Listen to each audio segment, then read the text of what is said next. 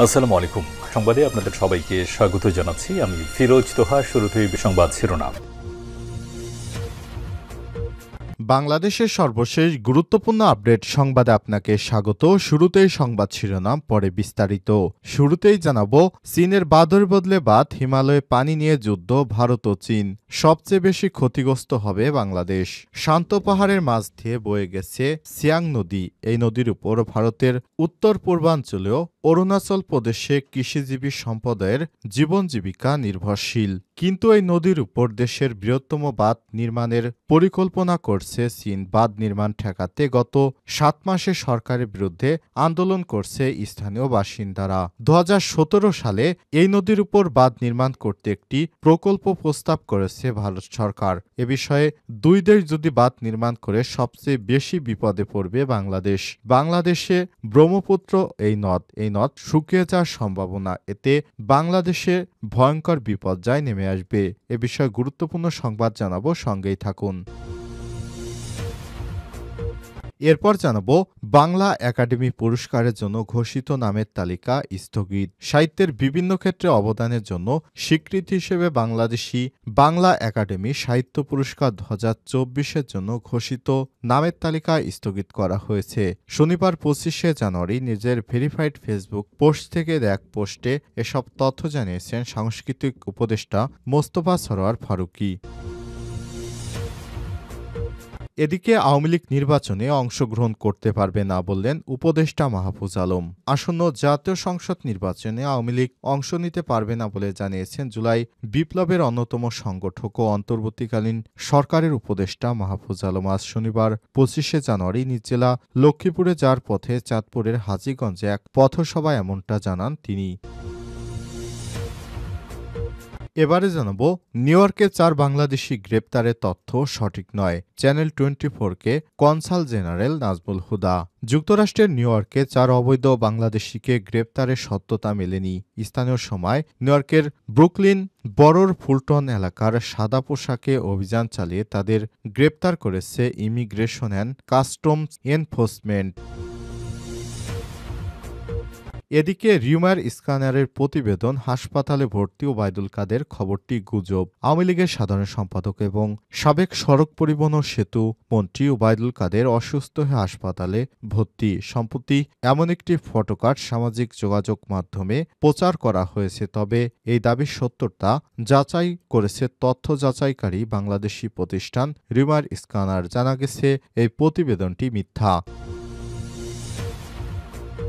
এবং সর্বশেষ জানাবো, বিমানে জরুরি অবতরণের সময় গুরুতর আহত 6, অল্পের জন্য বেঁচে যান 245 জন আরোহী। ইউনাইটেড এয়ারলাইন্সের ফ্লাইটে ভয়াবহ পরিস্থিতি সৃষ্টি হয়। প্রযুক্তিগত ত্রুটির কারণে ফ্লাইটটিকে নাইজেরিয়ার লাগোসের মুলতারা মোহাম্মদ আন্তর্জাতিক বিমানবন্দরে জরুরি অবতরণ করতে বাধ্য হয় পাইলট। বোয়িং 787-8 ড্রিমলাইনারটি মূলত ওয়াশিংটন ডালাস আন্তর্জাতিক বিমানবন্দরের উদ্দেশ্যে যাত্রা করছিল। বিমানে 245 জন যাত্রী, 8 জন ফ্লাইট অ্যাটেন্ডেন্ট এবং 3 জন পাইলট ছিলেন। খবর দা হিন্দুস্তান টাইমসের। প্রিয় দর্শক, এতক্ষণ শুনছিলেন সংবাদ শিরোনাম, এবারে বিস্তারিত। তবে তার আগে বন্ধুরা, অনুরোধ থাকবে সংবাদটিতে একটি লাইক দিন। এই চ্যানেলে আপনি নতুন হয়ে থাকলে আমাদের সংবাদটি দেখতে দেখতে চ্যানেলটি সাবস্ক্রাইব করে রাখুন। কমেন্ট করে আপনার মূল্যবান মতামত জানিয়ে দিন আপনি বিশ্বের কোন দেশ থেকে বা বাংলাদেশের কোন স্থান থেকে আমাদের সংবাদটি দেখছেন এবং শুনছেন। এবারে বিস্তারিত। বাঁধের বদলে বাঁধ, হিমালয়ে পানি নিয়ে যুদ্ধে ভারত ও চীন। সবচেয়ে ক্ষতি হবে বাংলাদেশের। শান্ত পাহাড়ের মাঝ দিয়ে বয়ে গেছে সিয়াং নদী, যার বাংলাদেশে এই নদীর নাম ব্রহ্মপুত্র। এই নদীর উপর ভারতের উত্তর পূর্বাঞ্চলীয় অরুণাচল প্রদেশের কৃষিজীবী সম্প্রদায়ের জীবন জীবিকা নির্ভরশীল। কিন্তু এই নদীর উপর দেশের বৃহত্তম বাঁধ নির্মাণের পরিকল্পনা করছে চীন।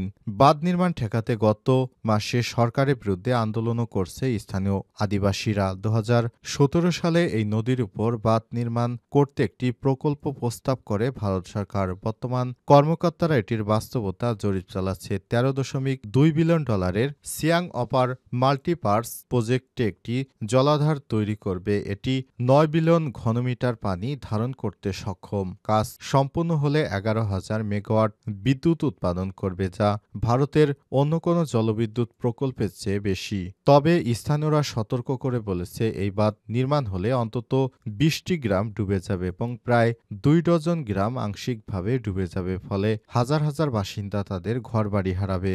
স্থানীয়দের প্রতিবাদ বাড়তে থাকায় ভারতীয় জনতা পার্টি বিজেপি এর নেতৃত্বাধীন রাজ্য সরকার প্রতিবাদ থামাতে প্যারামিলিটারি বাহিনী মোতায়েনের আদেশ দিয়েছে, যদিও এখন পর্যন্ত কোনো সংঘর্ষের ঘটনা ঘটেনি। তবে ভারতের এই বাঁধ নির্মাণের পেছনে রয়েছে চীনের আধিপত্যকে চ্যালেঞ্জ জানানো। গত মাসে চীন তিব্বতের মেদক অঞ্চলে ইয়ারলুং ঝাংবোর উপর বিশ্বের সবচেয়ে বড় এবং সবচেয়ে উচ্চাকাঙ্ক্ষী বাঁধ নির্মাণের অনুমোদন দিয়েছে। ভারতীয় সীমান্তে নদীটি প্রবেশের আগে সেটির উপর এই বাঁধ স্থাপিত হবে। সিয়াং নদী তিব্বতের কৈলাস পর্বতের কাছে উৎপন্ন হয়েছে। সেখানে এটি ইয়ারলুং ঝাংবো নামে পরিচিত। তারপর এটি অরুণাচল প্রদেশে প্রবেশ করেছে এবং আরও প্রশস্ত হয়ে ওঠে। ভারতের বেশিরভাগ অংশে এটি ব্রহ্মপুত্র নদ নামে পরিচিত। তারপর এটি বাংলাদেশে প্রবাহিত হয়েছে এবং বঙ্গোপসাগরে পড়েছে। চীন ২০২০ সালে আনুষ্ঠানিকভাবে প্রথম বাঁধ নির্মাণের পরিকল্পনা ঘোষণা করার পর নয়াদিল্লির কর্মকর্তারা চীনের বাঁধ প্রকল্পগুলো বিপজ্জনক প্রভাব মোকাবেলা করতে একটি পাল্টা বাঁধ নির্মাণের বিষয়ে গুরুত্বের সাথে বিবেচনা শুরু করেছে। ভারতীয় সরকার যুক্তি দেয়, শিয়ং বাঁধের বিশাল জলাধার আসন্ন মেগধ বাঁধের ফলে নদীর প্রবাহে ব্যাঘাত কমাবে এবং আকস্মিক বন্যা বা পানি সংকট থেকে রক্ষা করবে। তবে বিশেষজ্ঞ ও পরিবেশ আন্দোলনকারীরা সতর্ক করেছেন, হিমালয় অঞ্চলের এত ভঙ্গুর পরিবেশে ব্যবস্থা এবং অতীতের বিধ্বংসী বন্যা ও ভূমিকম্পের ইতিহাসের মধ্যে দুটি বিশাল বাঁধের উপস্থিতি এই অঞ্চলের বাসিন্দা এবং সেখান থেকে আরও নিচু অঞ্চলে বসবাসকারী কোটি কোটি মানুষের জন্য গুরুতর হুমকি সৃষ্টি হবে। এই বাঁধের ফলে চীন ও ভারত দুটি বাঁধ দিলে তারা দুই দেশ বিদ্যুৎ উৎপাদনে সক্ষম হবে, কিন্তু নিচের দেশ বাংলাদেশের মানুষ এই নদীর পানি থেকে বঞ্চিত হবে। যদিও ব্রহ্মপুত্র অববাহিকায় ৫,৮০,০০০ বর্গ কিলোমিটার এলাকা, বাংলাদেশে মাত্র ৮%। নদীটি প্রতি বছর ৬৫%-এর বেশি পানি সরবরাহ করে। এজন্য এটিকে বাংলাদেশের জীবনরেখা হিসেবে দেখা হয় বলে জানিয়েছে ঢাকাভিত্তিক সিভিল সোসাইটি সংগঠক রিভারিন পিপলের সাধারণ সম্পাদক শেখ রোকন আল জাজিরাকে জানিয়েছে, চীন ও ভারতের বাঁধের বদলে বাঁধ প্রতিযোগিতার প্রভাবে আমাদের উপর সবচেয়ে বেশি প্রভাব পড়বে। এই আশঙ্কা গত দশক ধরে CEGIS center for environment and geographic information services এর নির্বাহী পরিচালক মালিক ফিদা খান উদ্বেগ প্রকাশ করেছেন। তিনি বলেছেন, ভারতের বাঁধ বিশেষ করে বাংলাদেশের অববাহিকার অংশে ক্ষতিকর হতে পারে। একটি বাঁধকে অন্য একটি বাঁধ দিয়ে প্রতিহত করা সম্ভব নয়। এটি আমাদের নদী তীরবর্তী এলাকায় বসবাস করা লক্ষ লক্ষ মানুষকে বিপদে ফেলবে। বাংলা একাডেমি পুরস্কারের জন্য ঘোষিত নামের তালিকা স্থগিত। সাহিত্যের বিভিন্ন ক্ষেত্রে অবদানের স্বীকৃতি হিসেবে বাংলা একাডেমি সাহিত্য পুরস্কার ২০২৪ এর জন্য ঘোষণা করা হয়েছিল বেশ কয়েকটি নাম। এই তালিকা বাদ দেওয়া হয়েছে। আজ নিজের ভেরিফাইড ফেসবুক পোস্টে এসব তথ্য জানিয়েছেন সাংস্কৃতিক উপদেষ্টা মোস্তফা সরোয়ার ফারুকী। পোস্টে তিনি লিখেছেন, বাংলা একাডেমি পুরস্কারের জন্য ঘোষিত নামের তালিকা স্থগিত করা হয়েছে। পাশাপাশি এটাও বলা প্রয়োজন যে আজব নীতিমালা এ ধরনের উদ্ভট ও কোটারি পুরস্কারের সুযোগ করে দেয়, সেগুলো দ্রুত রিভিউ করে আমাদের প্রথম কাজ এগুলো বাদ দেয়া। পাশাপাশি বাংলা একাডেমি কিভাবে পরিচালিত হবে, কোন সব নীতিমালা চলবে, এই সব কিছু দেখতে হবে। একাডেমির আমূল সংস্কারের দিকে আমরা যাব। এখন দেশে সংস্কার হবে, বাংলা একাডেমির সংস্কার কেন নয়? এর আগে বৃহস্পতিবার ২৩শে জানুয়ারি বাংলা একাডেমি থেকে বিজ্ঞপ্তিতে বাংলা একাডেমির সাহিত্য পুরস্কার ২০২৪-এর জন্য মনোনীত ১০ জনের নামের তালিকা প্রকাশ করা হয়। বাংলা একাডেমি পুরস্কারের জন্য মনোনীত ওই ১০ জন ছিলেন প্রবন্ধ গদ্যে সলিমুল্লাহ খান, কবিতায় মাসুদ খান, কথা সাহিত্যে সেলিম মোর্শেদ, নাটক ও নাট্য সাহিত্যে সুভাষিস সিনহা, শিশু সাহিত্যে ফারুক নেওয়াজ, অনুবাদে জি.এইচ. হাবিব, গবেষণায় মোহাম্মদ শাহজান মিয়া, বিজ্ঞানে রেজাউর রহমান, প্রযুক্তি মুক্তিযুদ্ধ মোহাম্মদ হান্নান এবং ফোকলোরে সৈয়দ জামিল আহমেদ। আওয়ামী লীগ নির্বাচনে অংশগ্রহণ করতে পারবে না মাহফুজ আলম। আসন্ন জাতীয় সংসদ নির্বাচনে আওয়ামী লীগ অংশ নিতে পারবে না বলে জানিয়েছেন উপদেষ্টা মাহফুজ আলম আজ নিজ এলাকা লক্ষ্মীপুরে যার পথে চাঁদপুরের হাজীগঞ্জে এক পথসভায় এমনটা জানান তিনি। উপদেষ্টা মাহফুজ আলম বলেছেন, এদেশে ফ্যাসিবাদের ফিরে আসার কোনো সুযোগ নেই। যদি আওয়ামী লীগ ফিরে আসে তাহলে ফ্যাসিবাদ ফিরে আসবে। আমরা বিএনপি জামাত এবং সব ধরনের প্রতিনিধিদের সঙ্গে ফ্যাসিবাদের ব্যবস্থাকে উৎখাত করেছি।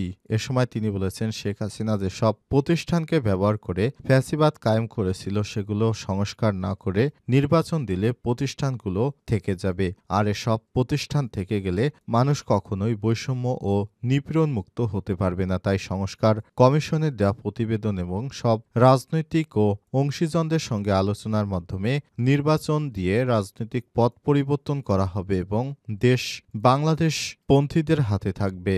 বাংলাদেশ পন্থীদের আর স্থান হবে না, বাংলাদেশে ভারতপন্থীদের স্থান হবে না। উল্লেখ্য, লক্ষ্মীপুর রামগঞ্জে সরকারি কলেজ মাঠে আয়োজিত এক অনুষ্ঠানে এবং অন্তর্বর্তীকালীন সরকার উপদেষ্টা মাহফুজ আলমকে নাগরিক সংবর্ধনা দেওয়ার কথা রয়েছে। নিউইয়র্কে ৪ বাংলাদেশি গ্রেপ্তারের তথ্য সঠিক নয়, চ্যানেল 24-কে জানালেন কনসাল জেনারেল নাজমুল হুদা।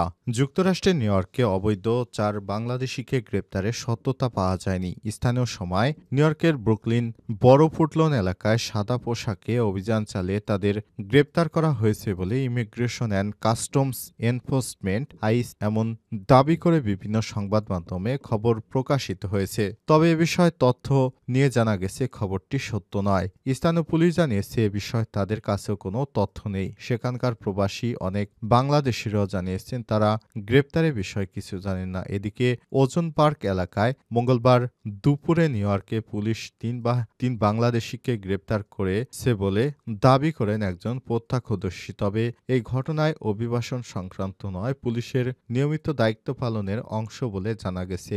এ বিষয়ে বেসরকারি টেলিভিশন চ্যানেল 24-কে শুক্রবার 24শে জানুয়ারি নিউইয়র্ক বাংলাদেশ কনসুলেট জেনারেল এর কনসাল জেনারেল মোহাম্মদ নাজমুল হুদা জানিয়েছেন, নিউইয়র্কে ৪ অবৈধ বাংলাদেশি গ্রেপ্তারের তথ্য সঠিক নয়। কনসাল জেনারেল মোহাম্মদ নাজমুল হুদা বলেছেন, এই খবরটি ভুয়া খবর, এটি সঠিক নয়। তবে এটি এখনকার প্রবাসীদের জন্য অবশ্যই সুখবর। কমিউনিটির নেতাদের সঙ্গে ঘনিষ্ঠভাবে কাজ করছি।